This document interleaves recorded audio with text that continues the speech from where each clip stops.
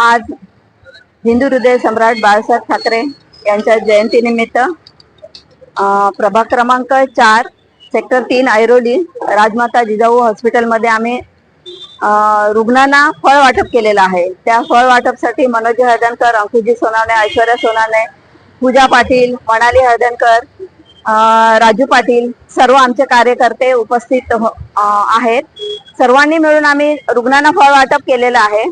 जेव्हा रुग्णांना फळ वाटप करताना एक गोष्ट आमच्या निदर्शनास आली आहे, म्हणजे काही पेशंटला आम्ही प्रत्यक्ष जाऊन भेटलो फळ वाटप करताना, तर काही थोडाफार हॉस्पिटल म्हटलं की थोडाफार कंप्लेंट असतात।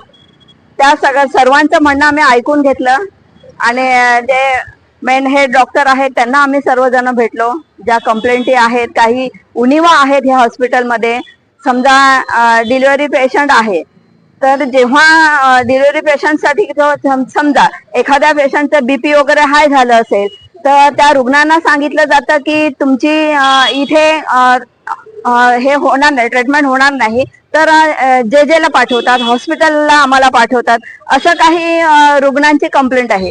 ती कंप्लेंट आम्ही डॉक्टर साहेबांना सांगितली आणि डॉक्टर साहेबांनी सांगितलं की आता थोड्याच दिवसांनी काही डॉक्टर वगैरे भरती होणार आहेत, तेव्हा ह्या कंप्लेंटी आमच्याकडून येणार नाही असं त्यांनी आश्वासन दिलं आहे। मी असंच म्हणेन की ज्या रुग्णांची गैरसोय होत असेल तर दिलगिरी आम्ही व्यक्त करतो। आमच्या माध्यमातून आम्ही महापालिकेमध्ये ठराव मांडू आणि जे काही उणिवा या हॉस्पिटलमध्ये आहे, ज्या डॉक्टरांची गरज आहे, गायनाकोलॉजी डॉक्टरांची गरज आहे, त्या सगळ्या सोयी आम्ही उपलब्ध करून रुग्णांना देऊ, जेणेकरून रुग्णांना त्रास होणार नाही असं मी म्हणते। आणि जयंतीनिमित्त सर्वांना फळ वाटप केलेलं आहे। धन्यवाद।